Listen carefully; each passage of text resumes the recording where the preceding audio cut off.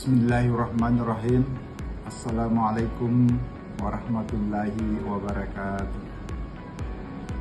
Salam sejahtera untuk kita semua. Perkenalkan, nama saya Muharram SSMM. Saya adalah salah satu dosen tetap program studi manajemen Sekolah Tinggi Ilmu Manajemen Lasaranjaya Makassar. Pada kesempatan kali ini saya akan memaparkan mata kuliah yang saya ampuh, yaitu pengantar manajemen. Mata kuliah pengantar manajemen adalah mata kuliah wajib dengan bobot 3 SKS. Salah satu kewajiban sebagai dosen adalah Tridharma perguruan tinggi. Salah satunya adalah bidang pengajaran dengan sistem pembelajaran yang mengacu pada DIA. DIA yaitu delivery atau penyampaian materi pembelajaran sehingga dapat diterima dengan baik oleh mahasiswa dengan mengacu kepada CPL dan CPMK dengan 14 kali tatap muka termasuk di dalamnya UTS dan UAS. Interaction atau forum diskusi dengan interaksi langsung dengan mahasiswa sehingga ada proses timbal balik terkait dengan materi.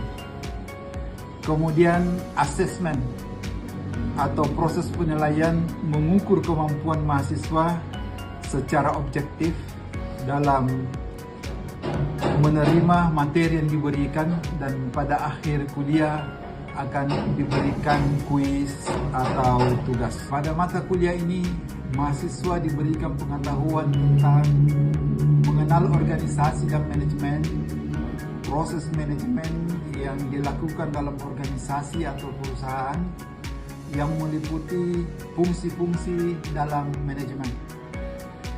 Pembahasan dititik beratkan pada arti penting dan tujuan proses manajemen dalam organisasi atau perusahaan serta proses pembuatan keputusan dalam organisasi serta pengawasan untuk kinerja organisasi dan penggunaan sistem informasi dalam manajemen. CPMK yang ingin dicapai menunjukkan sikap bertanggung jawab atas pekerjaan di bidang keahlian manajemen secara mandiri. Sub-CPMK yang ingin dicapai, mahasiswa mampu menjelaskan pengertian manajemen, sarana, prinsip, dan fungsi manajemen. Indikator pertama, ketepatan menjelaskan tentang manajemen dan sarana manajemen. Yang kedua, ketepatan menjelaskan fungsi manajemen. Tujuan pembelajaran diharapkan setelah mengikuti perkuliahan ini, mahasiswa diharapkan dapat mengungkapkan pengertian manajemen. Pokok bahasan, manajemen, sarana, dan fungsinya. Kegiatan belajar mengajar, model pembelajaran yang diterapkan adalah problem based learning. Suatu model pembelajaran yang melibatkan peserta didik untuk memecahkan suatu masalah melalui tahap-tahap metode ilmiah sehingga peserta didik dapat mempelajari pengetahuan yang berhubungan dengan masalah tersebut dan sekaligus memiliki keterampilan untuk memecahkan masalah.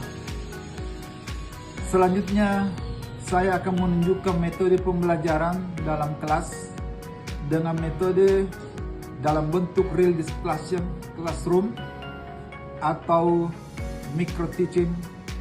Selamat menyaksikan. Wassalamualaikum warahmatullahi wabarakatuh. Waalaikumsalam warahmatullahi wabarakatuh.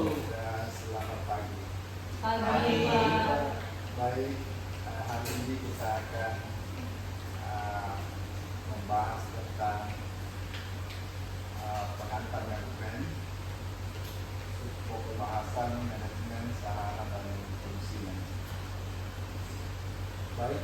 Bagaimana kabarnya semua? Baiklah. Kalau demikian, sebelum kita memulai perkuliahan, mari kita sama-sama berdoa sesuai dengan agama dan kepercayaan kita.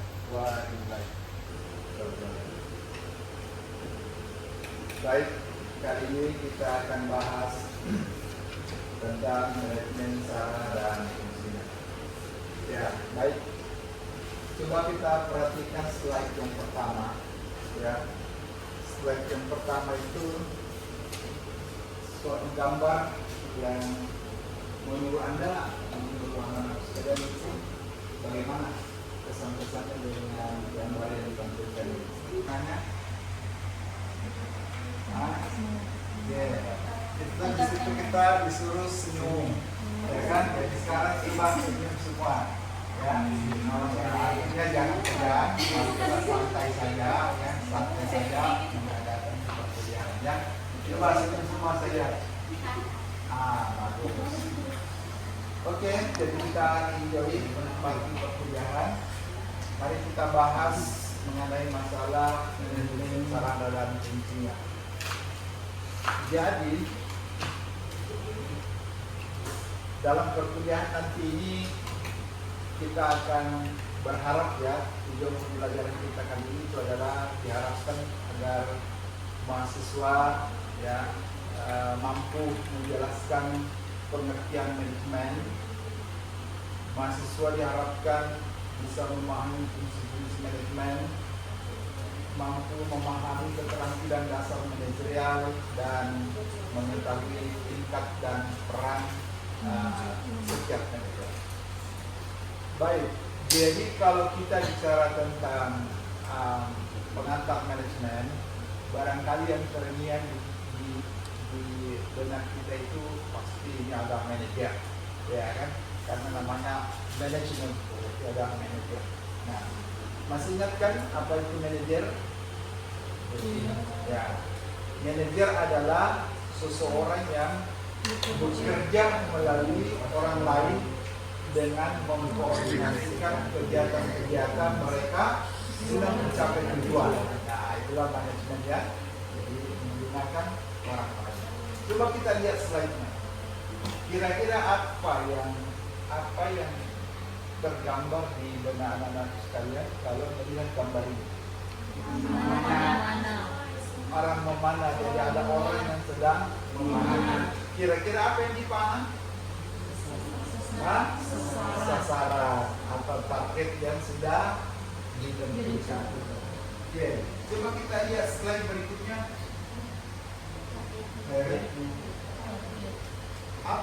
Apa yang didapat, apa yang dilihat di slide berikutnya? Tidak efektif. Kenapa tidak efektif?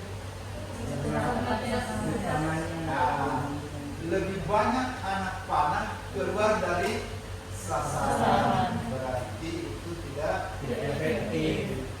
Nah, bagaimana slide selanjutnya? Efektif dan efisien. Ya kan? Nah, efektif dan efisien inilah tujuan daripada manajemen. Nanti kita elaborasi apa itu efektif dan apa itu efisien. Ya.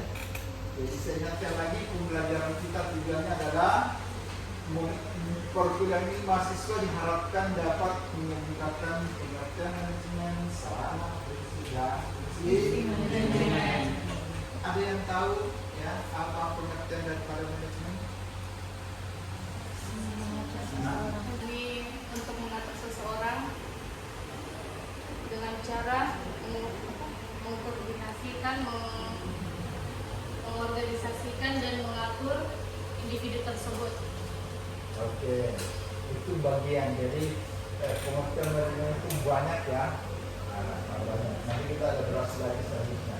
Coba kita perhatikan dulu pengertian manajemen, ya. Kita elaborasi dari basicnya. Manajemen, ya, berasal dari bahasa Inggris, yaitu management, ya kan, tulisannya management. Dalam bahasa Indonesia manajemen, tapi bahasa Indonesia management, ya, yang berasal dari kata manage, ya. Manage itu artinya mengatur, ya, memimpin dan seterusnya.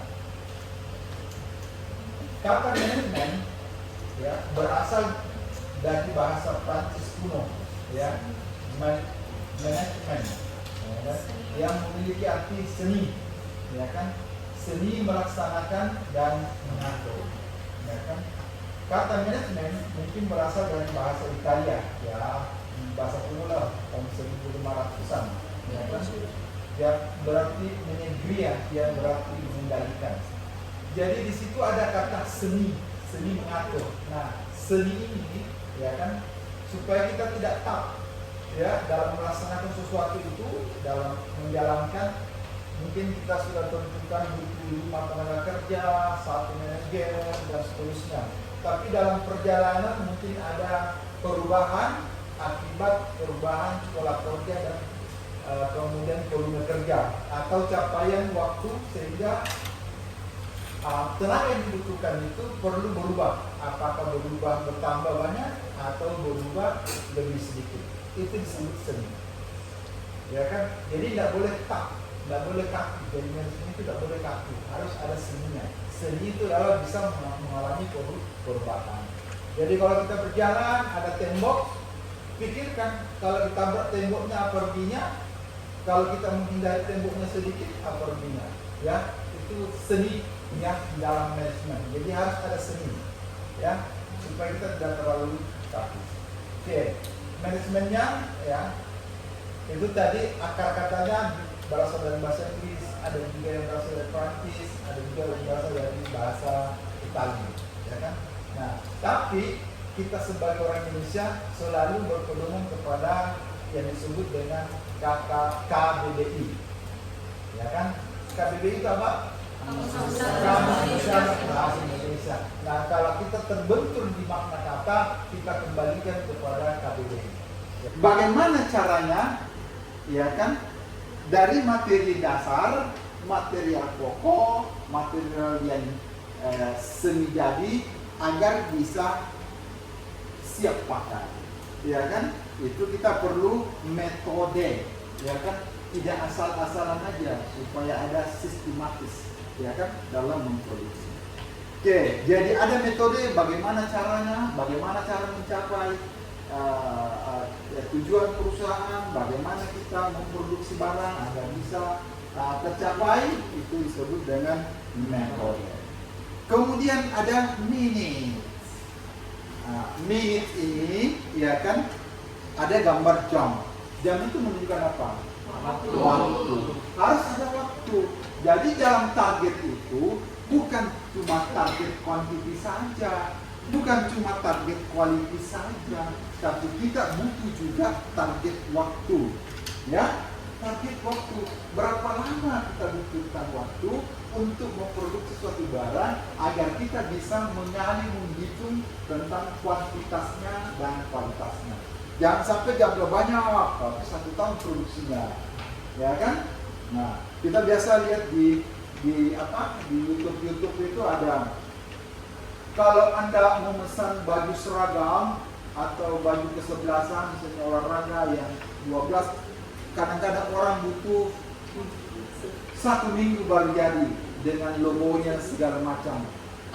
Tapi di YouTube itu biasa yang promosikan, tidak perlu 10 hari, tidak perlu 1 minggu, 8 jam jadi, dan kita pun yang membuatkan dia punya desain, ya kan? Jadi di situ akan mengatur, ya kan?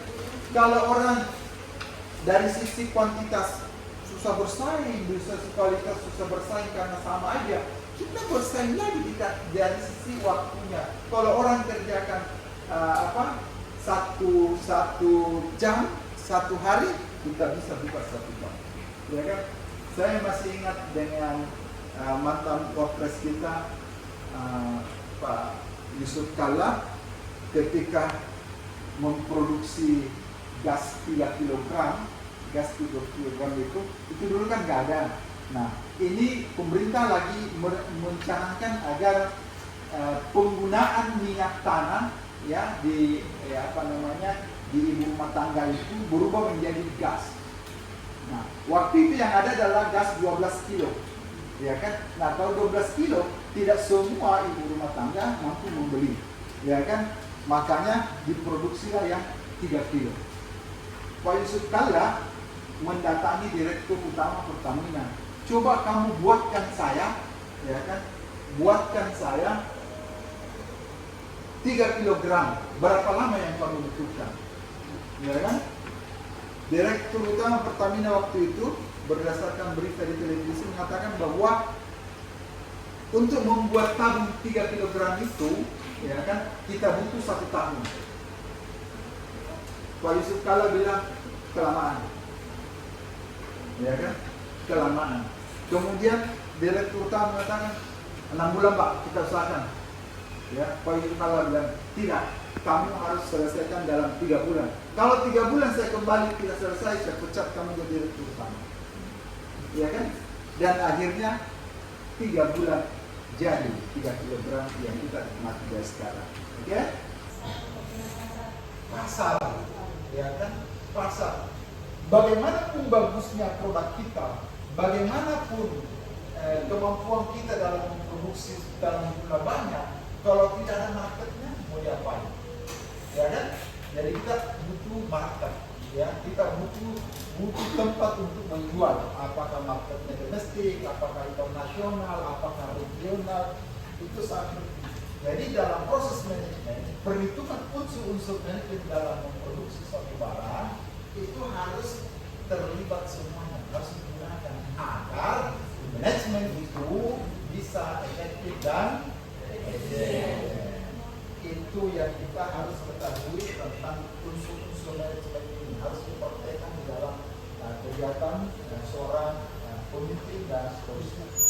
Oke, kita lanjut. Ya kan, banyak fungsi manajemen, ya kan. Nah, kadang-kadang masih ada pertanyaan yang muncul, ya kan. Kadang-kadang masih ada pertanyaan yang muncul. Nah, biasanya misalnya siapa yang mengatur? Ya kan? Nah, siapa yang mengatur? Ya kan? Berarti yang mengatur adalah manajer. Ada dari setiap level atau tingkatan. Nanti kita bahas tingkatan atau level manajer itu. Ada low, ada middle, ada top. Ya kan? Masing-masing memiliki peran. Ya kan? Bagaimana cara mengatur? Jangan semena-mena mengatur. Ya kan? Nah, harus ada namanya perencanaan, pengorganisasian, pengarahan dan pengawasan. Ya, nah, cara mengaturnya demikian. Ya kan? Jadi kita sepakati dulu nih. Misalnya anggap lagi satu organisasi atau perusahaan. Kita mau membuat satu rencana, disepakati. Ya kan? Nah, kita konsisten di situ. Kemudian kapan harus diatur? Ya kan? Nah, mulai dari input, proses, output. Nah, jadi kita sudah dengar ya, dalam manajemen produksi itu ya selalu ada input, proses, output. Oke? Fungsi perencanaan atau dalam bahasa Inggrisnya itu adalah fungsi manajemen. Coba kita lihat penjelasan. Ya kan? Jadi dalam fungsi manajemen itu atau perencanaan itu ada beberapa yang harus dipahami, ya kan? Yang pertama, tetapkan dulu tujuan organisasi. Jadi kalau Anda memimpin suatu perusahaan nanti, memimpin suatu organisasi, maka langkah yang pertama itu adalah tentukan apa yang mau dicapai. Ya, tentukan apa yang jadi menetapkan tujuan organisasi. Yang kedua, menentukan strategi pencapaian. Jadi setelah kita tentukan, kita susun lagi strategi cara mencapainya. Jangan sampai apa yang kita tentukan sebenarnya tidak bisa dicapai, tidak terukur gitu loh. Tidak ada strategi yang bisa kita gunakan untuk mencapainya. Ya, jadi tujuan organisasi itu mesti terukur ya, terukur, ya kan? Jangan asal-asalan. Ya. Jadi menentukan strategi pencapaian. Yang ketiga, mengembangkan rencana tindakan. Jadi kalau dalam organisasi itu sudah mesti harus tahap-tahap ini. Ya, sama kalau dalam proses produksi ada bahan pokok, ada setengah jadi, ada jadi, ada lagi setelah jadi ada lagi kompleksitasnya, ya kan, ada ornamen-ornamennya, ada mereknya, ada brandingnya dan segala macam agar bisa efektif dan efisien, ya. Jadi contoh itu adalah rencana strategis perusahaan. Biasanya itu kalau perusahaan kita rencana dalam 5 tahun, itu rencana jangka panjang biasanya, tapi evaluasinya itu biasanya per tahun, ya kan. Evaluasinya biasanya per tahun agar kita tahu arahnya udah benar atau tidak, ya kan, timingnya, waktu yang digunakan udah on schedule atau tidak, ya kan, dan seterusnya. Oke, yang kedua adalah fungsi organizing, ya kan, fungsi organizing. Nah, fungsi organizing itu adalah satu, menyusun struktur organisasi yang biasa kita kenal dengan istilah STO, ya kan, struktur organisasi. Jadi kalau misalnya ada proyek, kita punya kerja jembatan atau jalan, langsung dibentuk STO, ya kan, langsung dibentuk STO, struktur organisasinya.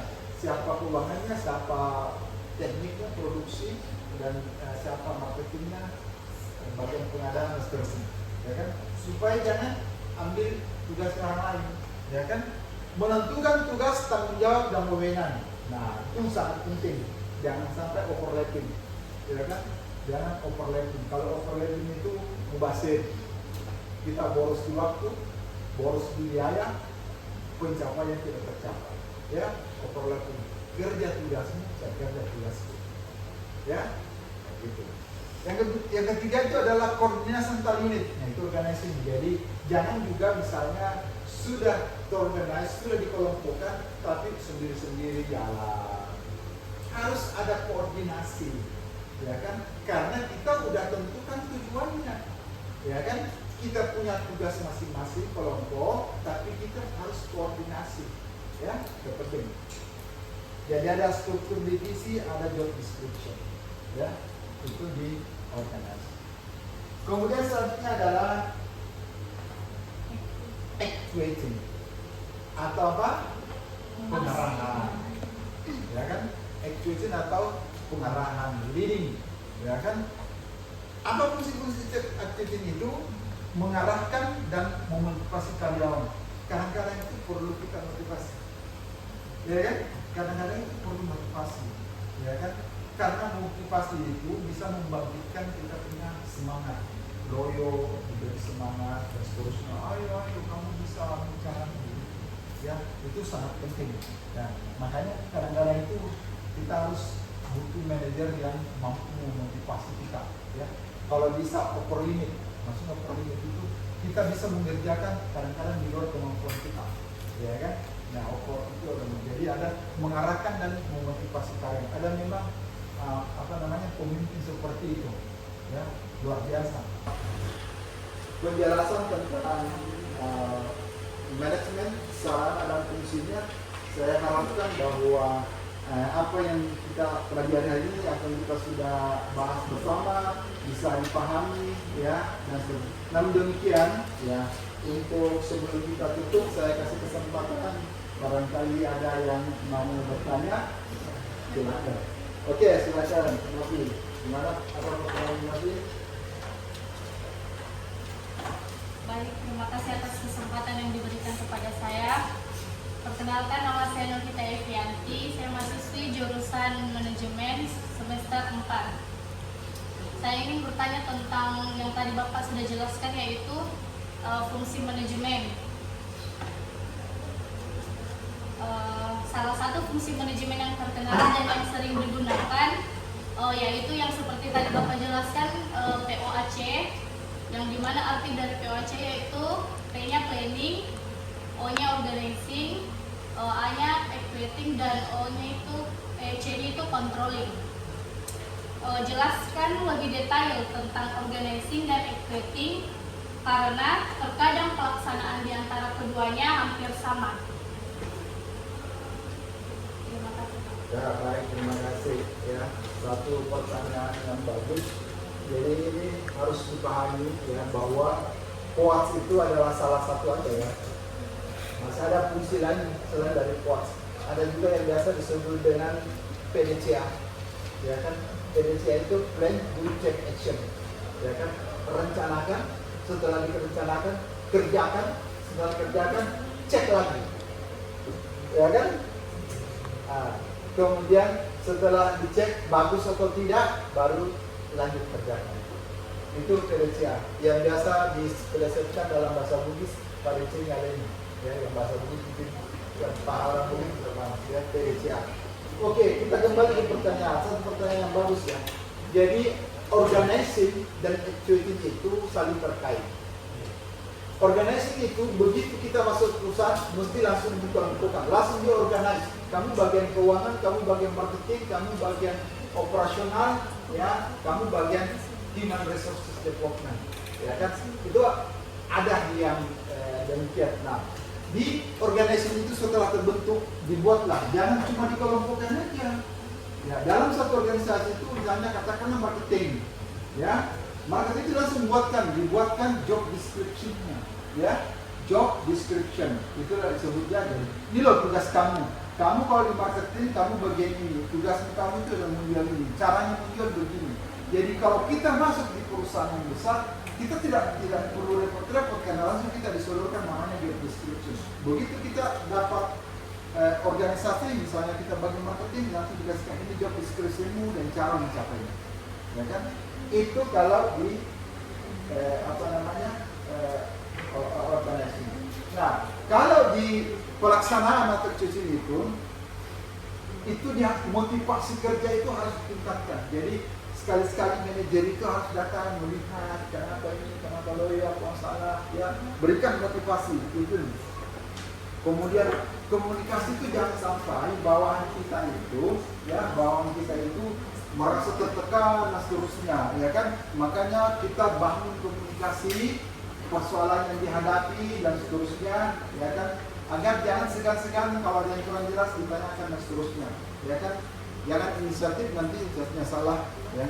Kemudian meningkatkan semakin. Nah, itu kalau dalam pengarahan itu kasih semangat itu, tingkatkan. Oh, ini harus bisa. Soalnya kamu hebat sekali, ya. Walaupun dalam waktu kamu berdiri kita tetap harus membawa kamu hebat sekali. Ya. Cuma kamu tingkatkan lagi, mungkin hal ini bisa kau capai.